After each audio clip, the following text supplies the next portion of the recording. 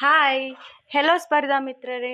ಇವತ್ತಿನ ಕ್ಲಾಸಲ್ಲಿ ನಾವು the technological gap and time lag ಥಿಯರಿಯನ್ನು ನೋಡೋಣ. ಅಂದರೆ ತಂತ್ರಜ್ಞಾನದ ಅಂತರ ಮತ್ತು ಗತಿ ವಿಳಂಬ ಸಿದ್ಧಾಂತ ಅಂತ ಹೇಳ್ತೀವಿ. ಸೊ ಪ್ರಪಂಚದ ಬಹುತೇಕ ಅರ್ಥವ್ಯವಸ್ಥೆಗಳು ತಂತ್ರಜ್ಞಾನ ಮತ್ತು ಉತ್ಪನ್ನದ ಪ್ರವರ್ತನೆಗೆ ಸಂಬಂಧಿಸಿದಂತೆ ಕ್ರಿಯಾಶೀಲವಾಗಿವೆ ಅಂತಕ್ಕಂಥದ್ದು ಅನೇಕ ಅರ್ಥಶಾಸ್ತ್ರಜ್ಞರ ಒಂದು ಅಭಿಮತವಾಗಿದೆ. ಈ ಕ್ರಿಯಾತ್ಮಕ ಅಂಶಗಳನ್ನು ಆಧರಿಸಿ ಅವರು ಹೆಚ್ಚೆರೋಲಿನ್ ಸಿದ್ಧಾಂತಕ್ಕೆ ಪರ್ಯಾಯವಾದಂಥ ವ್ಯಾಪಾರ ಸಿದ್ಧಾಂತವನ್ನು ಅಭಿವೃದ್ಧಿಪಡಿಸಿದ್ದಾರೆ. ಅದನ್ನೇ ನಾವೇನಂತ ಕರಿತೀವಿ, the technological gap and time lag theory ಅಂತ ಕರಿತೀವಿ. ಹಾಗಿದ್ದಾಗ ಈ ಸಿದ್ಧಾಂತವನ್ನು ಯಾರು ಪ್ರತಿಪಾದನೆಯನ್ನು ಮಾಡಿದ್ದಾರೆ? ಈ ಸಿದ್ಧಾಂತವನ್ನು ಎಂ.ವಿ. ಫೋಸ್ಟರ್ ಅಂತಕ್ಕಂಥ ಅರ್ಥಶಾಸ್ತ್ರಜ್ಞ ಅಂತಕ್ಕಂಥ ಅರ್ಥಶಾಸ್ತ್ರಜ್ಞ the technological gap and time lag ಥಿಯರಿಯನ್ನು ಪ್ರತಿಪಾದನೆಯನ್ನು ಮಾಡಿದ್ದಾರೆ ಅಂತ ಹೇಳ್ಬೋದು. ಹಾಗಿದ್ದಾಗ ಈ ಒಂದು ಸಿದ್ಧಾಂತ ಏನನ್ನು ಹೇಳ್ತದ ಅನ್ನೋದನ್ನು ನೋಡೋದಾದರೆ, ಇದು ಕೈಗಾರೀಕೃತ ರಾಷ್ಟ್ರಗಳ ನಡುವಿನ ವ್ಯಾಪಾರವು ಕೂಡಲೇ ಅನುಕರಿಸಲು ಕಷ್ಟಕರವಾಗಿರುವಂಥ ಹೊಸ ಉತ್ಪನ್ನಗಳ ಮತ್ತು ಹೊಸ ಉತ್ಪಾದನಾ ತಂತ್ರದ ಪರಿಚಯವನ್ನು ಆಧರಿಸಿದೆ ಅಂತ ಹೇಳ್ತದ. ಅಂದರೆ ಇಲ್ಲಿ ನವಪ್ರವರ್ತನೆ ಅಂತಕ್ಕಂಥದ್ದು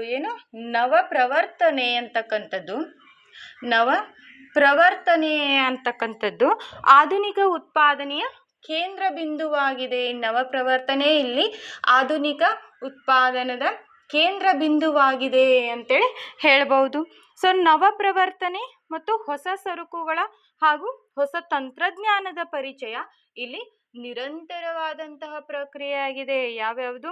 ನವಪ್ರವರ್ತನೆ, ಹೊಸ ಸರಕುಗಳ ಮತ್ತು ಹೊಸ ಉತ್ಪಾದನಾ ತಂತ್ರದ ಪರಿಚಯ ನಿರಂತರವಾದಂಥ ಪ್ರಕ್ರಿಯೆಯಾಗಿದೆ. ಇಲ್ಲಿ ನಿರಂತರತೆ ಇರ್ತದ, ನಿರಂತರವಾದಂತಹ ಪ್ರಕ್ರಿಯೆ ಇದೆ ಅಂತಕ್ಕಂಥದ್ದನ್ನು ಈ ಅರ್ಥಶಾಸ್ತ್ರಜ್ಞರು ಹೇಳ್ತಾರೆ. ಈ ಪ್ರಕ್ರಿಯೆ ಏನೈತಿ, ಅಂತಾರಾಷ್ಟ್ರೀಯ ವ್ಯಾಪಾರದ ರಚನೆಯ ಮೇಲೆ ಬಹುಮಟ್ಟಿಗೆ ಪರಿಣಾಮವನ್ನು ಬೀರ್ತದ. ಯಾವುದರ ಮೇಲೆ? ಅಂತಾರಾಷ್ಟ್ರೀಯ ವ್ಯಾಪಾರ ರಚನೆಯ ಮೇಲೆ ಬಹುಮಟ್ಟಿಗೆ ಪರಿಣಾಮವನ್ನು ಬೀರ್ತಕ್ಕಂಥದ್ದು ನಮ್ಮ ಈ ನವಪ್ರವರ್ತನೆಯಾದ ನಿರಂತರ ಪ್ರಕ್ರಿಯೆ ಅಂತ ಹೇಳ್ಬೋದು. ಸೊ ಹಾಗಿದ್ದಾಗ ಈ ಕ್ರಿಯಾಶೀಲ ಜಗತ್ತಿನಲ್ಲಿ ವ್ಯವಹರಿಸಲಿಕ್ಕೆ ನವಪ್ರವರ್ತಕ ಉದ್ಯಮ ಸಂಸ್ಥೆಗಳಿಗೇನಿದೆ, ಎರಡು ಮಾರ್ಗಗಳಿವೆ ಅಂತ ಹೇಳ್ಬೋದು. ಉದ್ಯಮ ಸಂಸ್ಥೆಗಳು ಈ ನವಪ್ರವರ್ತನೆಯಲ್ಲಿ ವ್ಯವಹರಿಸಲಿಕ್ಕೆ ಎರಡು ಮಾರ್ಗಗಳನ್ನು ಹೊಂದಲಾಗ್ತದೆ. ಸೊ ಮೊದಲನೇ ಮಾರ್ಗ ಯಾವುದನ್ನೋದು ನೋಡೋದಾದರೆ, ವಿದೇಶಿ ಮಾರುಕಟ್ಟೆಯಲ್ಲಿ ಸರಕಿನ ಮಾರಾಟವನ್ನು ಮುಂದುವರೆಸುವುದು. ಎಲ್ಲಿ? ವಿದೇಶಿ ಮಾರುಕಟ್ಟೆಯಲ್ಲಿ ಸರಕಿನ ಮಾರಾಟವನ್ನು ಮುಂದುವರೆಸುವುದು. ಸರಕಿನ ಮಾರಾಟವನ್ನು ಮುಂದುವರಿಸ್ತಕ್ಕಂಥ ಕಾರ್ಯವನ್ನು ಮಾಡ್ತದ. ಮಾರಾಟವನ್ನು ಮುಂದುವರೆಸುವುದು. ಎರಡನೇ ಪಾಯಿಂಟ್ ಇಲ್ಲಿ ಸರಕನ್ನು ಅನುಕರಿಸಿದಾಗ ಹೊಸ ತಂತ್ರಜ್ಞಾನವನ್ನೇ ಮಾರಾಟ ಮಾಡುವುದು. ಯಾವುದನ್ನು? ಸರಕನ್ನು ಅನುಕರಿಸಿದಾಗ ಹೊಸ ತಂತ್ರಜ್ಞಾನವನ್ನೇ ಮಾರಾಟ ಮಾಡ್ತಕ್ಕಂಥ ಎರಡು ಮಾರ್ಗಗಳನ್ನು ನಾವೇನು ಮಾಡ್ಬೋದು, ಇಲ್ಲಿ ಕಾಣ್ಬೋದು ಅಂತ ಹೇಳ್ಬೋದು. ಸೊ ಇಲ್ಲಿ ನವಪ್ರವರ್ತಕ ಉದ್ಯಮ ಸಂಸ್ಥೆಗಳು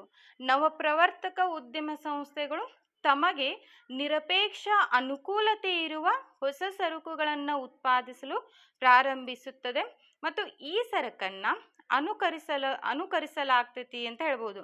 ಈಗ ನವಪ್ರವರ್ತಕ ಉದ್ಯಮ ಸಂಸ್ಥೆಗಳು ತಮಗೆ ನಿರಪೇಕ್ಷ ಅನುಕೂಲತೆ ಇರತಕ್ಕಂಥ ಹೊಸ ಸರಕನ್ನು ಉತ್ಪಾದಿಸ್ಲಿಕ್ಕೆ ಏನು ಮಾಡ್ತದ? ಪ್ರಾರಂಭಿಸ್ತದ. ಅಂದರೆ ಯಾವ ಸರಕುಗಳ ಅನುಕೂಲತೆ ಇರ್ತದ ಆ ಸರಕುಗಳನ್ನು ಅದು ಉತ್ಪಾದನೆ ಮಾಡಲಿಕ್ಕೆ ಅನುಕರಿಸ್ತದ. ಸೊ ಅದು ಆ ಸರಕನ್ನು ಉತ್ಪಾದನೆ ಮಾಡಲಿಕ್ಕೆ ಪ್ರಾರಂಭಿಸಿದಾಗ ಈ ಸರಕನ್ನು ಅನುಕರಿಸಲಾಗ್ತದ. ಪುನಃ ಹೊಸ ಸರಕನ್ನು ಇಲ್ಲಿ ಉತ್ಪಾದನೆ ಮಾಡಲಾಗ್ತದ ಮತ್ತು ಮಾರುಕಟ್ಟೆಗೆ ಅದನ್ನು ಪರಿಚಯ ಮಾಡ್ತೀವಿ. ಈ ಪ್ರಕ್ರಿಯೆ ಏನೈತಿ, ನಿರಂತರವಾದಂಥ ಪ್ರಕ್ರಿಯೆಯಾಗಿ ಮುಂದುವರಿತದ ಅನ್ನೋದು ಕಂಡುಬರ್ತದೆ. ಮತ್ತು ತಂತ್ರಜ್ಞಾನದಲ್ಲಿ ಮುಂದುವರೆದ ದೇಶಗಳು ಈ ಪ್ರಕ್ರಿಯೆಯಲ್ಲಿ ಹೆಚ್ಚಿನ ಲಾಭವನ್ನು ಪಡೆದುಕೊಳ್ತವೆ.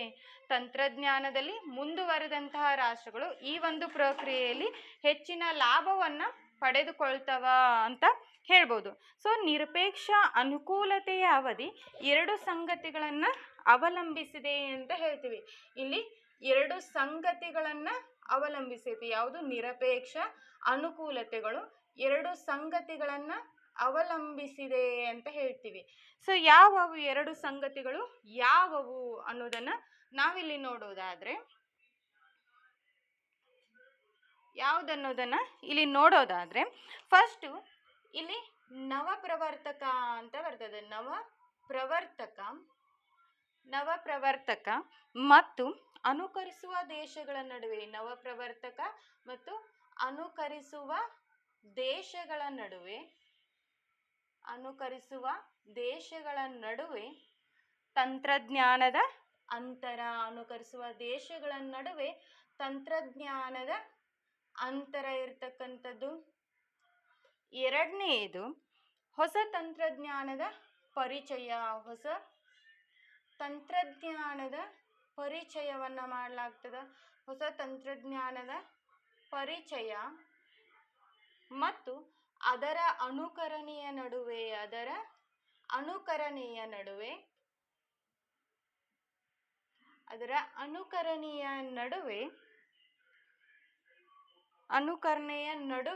ಗತಿ ವಿಳಂಬ ಅಂತ ಹೇಳ್ತೀವಿ. ಅನುಕರಣೆಯ ನಡುವಿನ ಗತಿ ವಿಳಂಬ ಅಂತ ಹೇಳ್ತೀವಿ.